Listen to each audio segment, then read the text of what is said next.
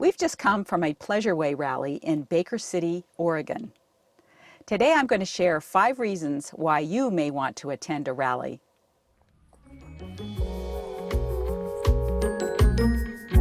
Oh, you got your laundry out here. Great idea. This is actually our second rally. The first one we attended was a year ago, and it was a mostly road trek rally that was promoted by Mike and Jennifer Wendland. While it was mostly road treks in attendance, there was still a nice number of other Class B vans, and the road trek people had sent several technicians, and they were very happy to help us non-road trek people try to solve any issues that we had. My list is in no special order. Starting with the first one is that sometimes it's nice not to have to plan anything yourself. And so with a rally, almost everything is chosen for you. The campground, the itinerary, the meals, if there are any, that's all done for you. And as much as we like to just hop in our van and just take us where the wind blows, it's kind of nice to have things that are already planned out for you. At this particular Pleasure Way rally, there were about 39 rigs, and there were included in the price, there were probably 2 dinners and an ice cream social, and then 1 group event that we did. And then the rest of the time was opportunity to chat with other people or go explore around the area. They are. They're really welcome. But they're just like, oh, hey, this is this place I love to go to.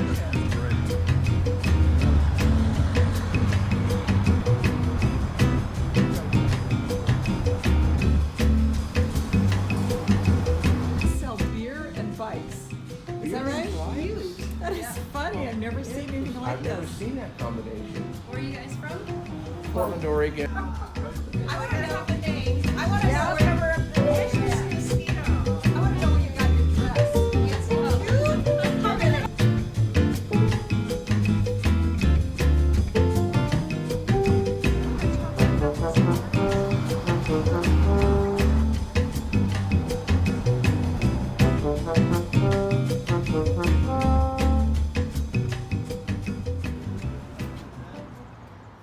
The only disappointment at this rally was that Pleasure Way did not send a representative.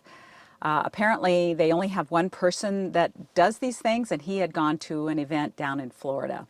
But there will be plenty of opportunities in the future, and so we're going to try to track down another event where we might be able to actually speak to a technician from Pleasure Way. The second reason is to make new friends. Sometimes your own circle of friends back home doesn't do RVing. And so it's, and sometimes you might want to take a trip with another couple or several couples who enjoy some of the similar things that you do. And at this event, even though I would say it's probably an older crowd, maybe they don't like quite as much activity as we do, we still found a number of couples that like to do, cycling and hiking and things like that. And we twice rode our bikes into town and enjoyed kind of exploring with other people. You can take your name off, John. Both Johns, you guys can take your names off. Hi, my name is John. How do you like me so far? Bye.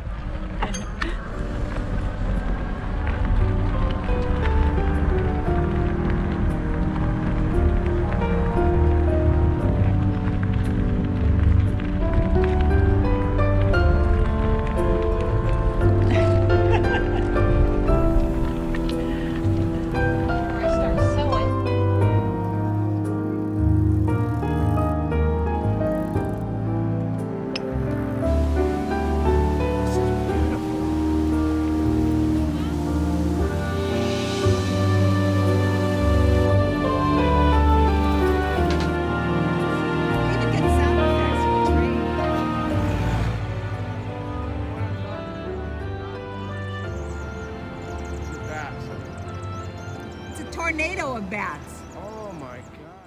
The third reason is to learn about common problems and issues. I have learned a lot from others who've attended rallies. In fact, last fall when we were driving to the Albuquerque Balloon Fiesta, we ran into a man who had come from a rally, and he shared a number of things that you might not get otherwise.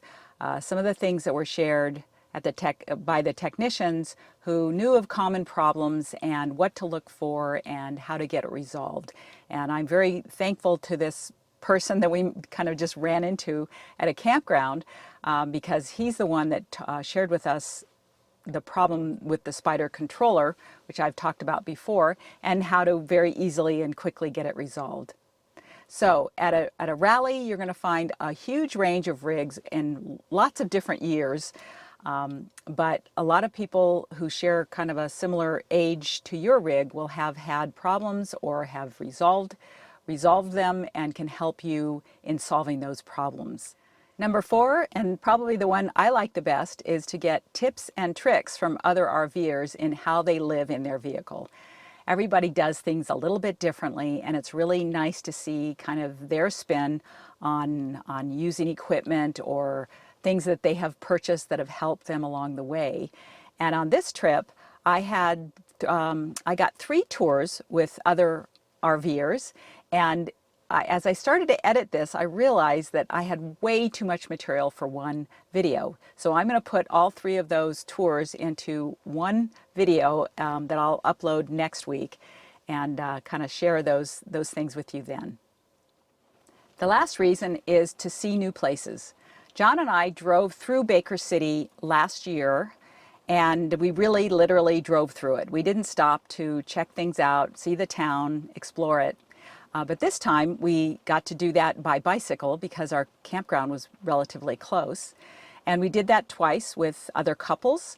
And then we drove in the last time because we had discovered this amazing bakery called Sweet Wife Bakery. And I think we went there 3 times in our 3 days.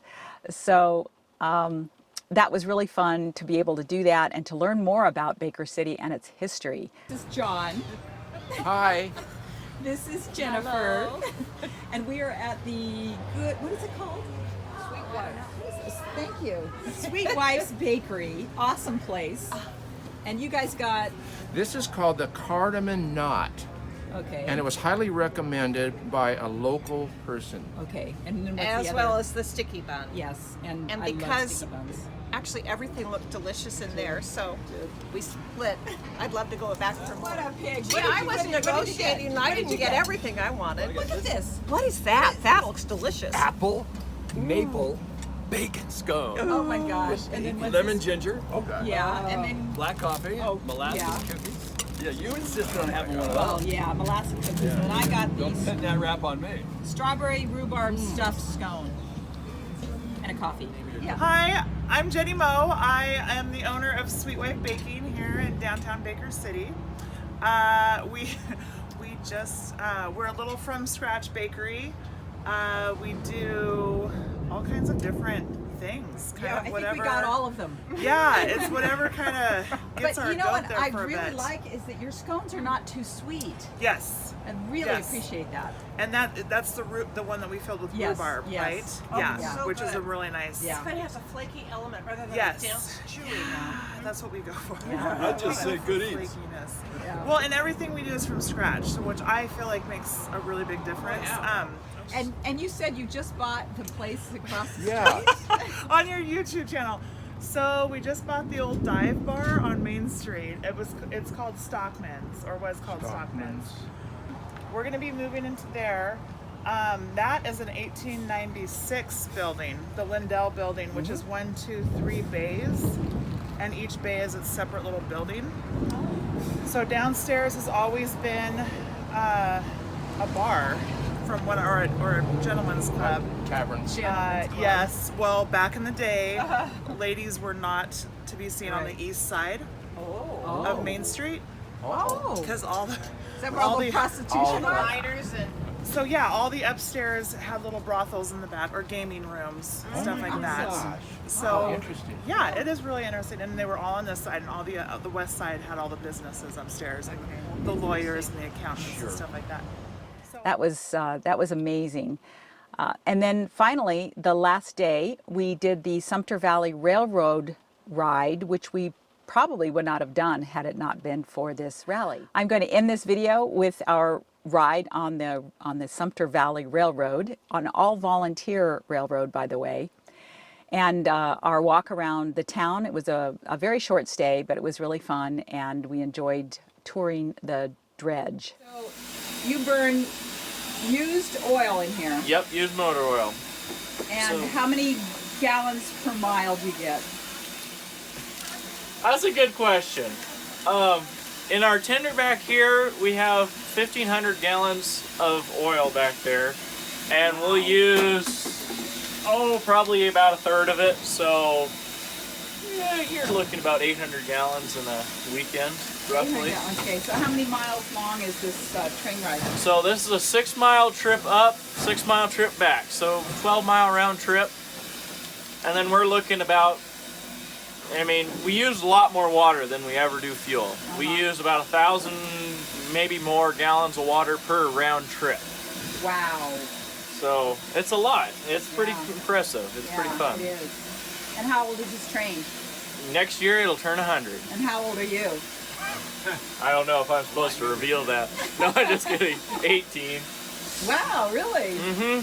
Rather mature for an 18-year-old. Well, thank you. Thank you. Is this the guy that's teaching you how to... Yep, he's my teacher. Yeah. He's the fireman. And he's 39, right? Yes, You're exactly. 39. And there's the flame.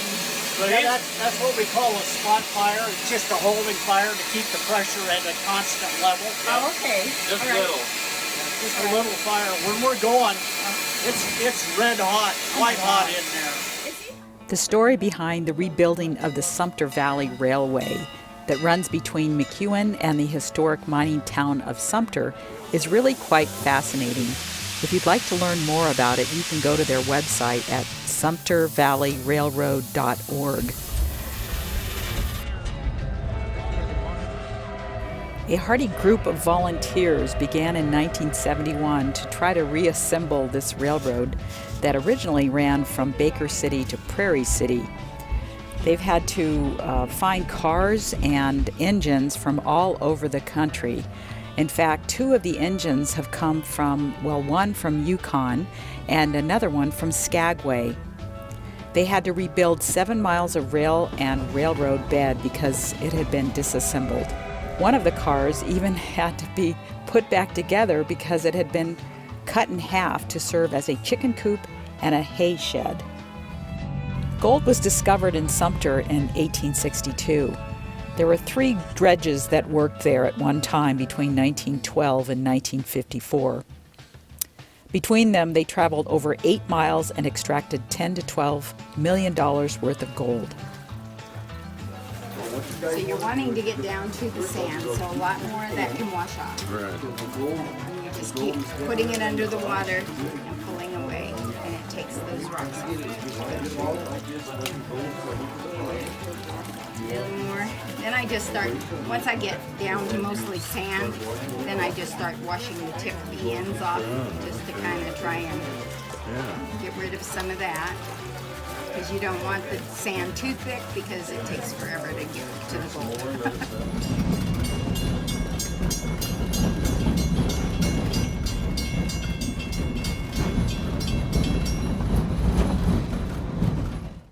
Thanks for watching. See you next week. You see him now? Yes.